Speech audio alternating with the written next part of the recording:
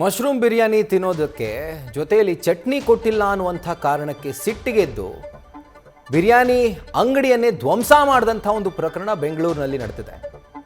ಬಿರಿಯಾನಿಗೆ ಚಟ್ನಿ ಕೊಡಲಿಲ್ಲ ಅನ್ನುವಂಥದ್ದೇ ಕಾರಣ. ಚಟ್ನಿ ಕೊಟ್ಟಿಲ್ಲ ಅಂತ ಹೇಳಿ ಅಂಗಡಿಯನ್ನೇ ಧ್ವಂಸಗೊಳಿಸಿದ್ದಾನೆ ಓರ್ವ ಕಿಡಿಗೇಡಿ. ನಾಗರಭಾವಿಯ ಸುವರ್ಣ ಬಡಾವಣೆಯಲ್ಲಿ ನಡೆದಿರುವಂಥ ಘಟನೆ.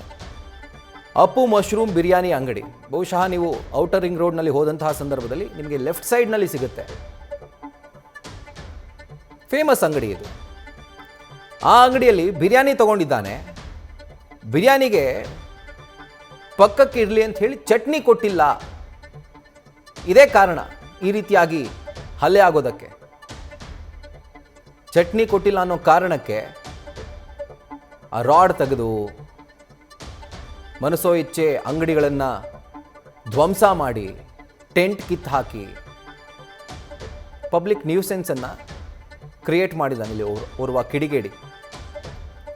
ನೋಡಿ, ಆ ಟೆಂಟ್ ಕಿತ್ತು ಹಾಕಿ ಇನ್ನೊಂದು ಆ್ಯಂಗಲ್ನ CCTV ವಿಜುವಲ್ಸನ್ನು ನೀವು ಗಮನಿಸ್ತಾ ಇದ್ದೀರಿ. ಆ ಎಂಟೈರ್ ಅಂಗಡಿಯನ್ನೇ ಈತ ಧ್ವಂಸ ಮಾಡ್ತಾನೆ.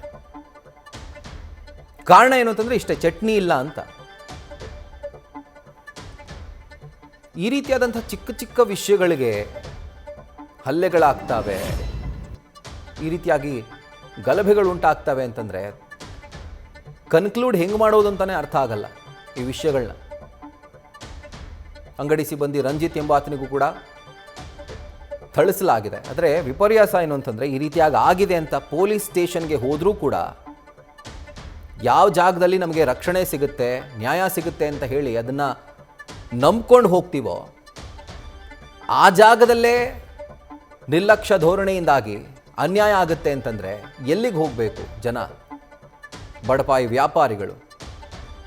ಇನ್ನೂ ಕೂಡ ದೂರು ದಾಖಲಾಗಿಲ್ಲ ಅನ್ನುವಂಥ ಮಾಹಿತಿ ಈಗ ಲಭ್ಯವಾಗ್ತಾ ಇದೆ. ಪೊಲೀಸರ ನಿರ್ಲಕ್ಷ್ಯ ಎದ್ದು ಕಾಣ್ತಾ ಇದೆ ಒಂದು ಪ್ರಕರಣದಲ್ಲಿ, ಯಾವುದೇ ರೀತಿಯಾದಂಥ ಕಂಪ್ಲೇಂಟನ್ನು ದಾಖಲು ಮಾಡಿಕೊಳ್ಳದೆ ಇದ್ದಿದ್ದಕ್ಕೆ.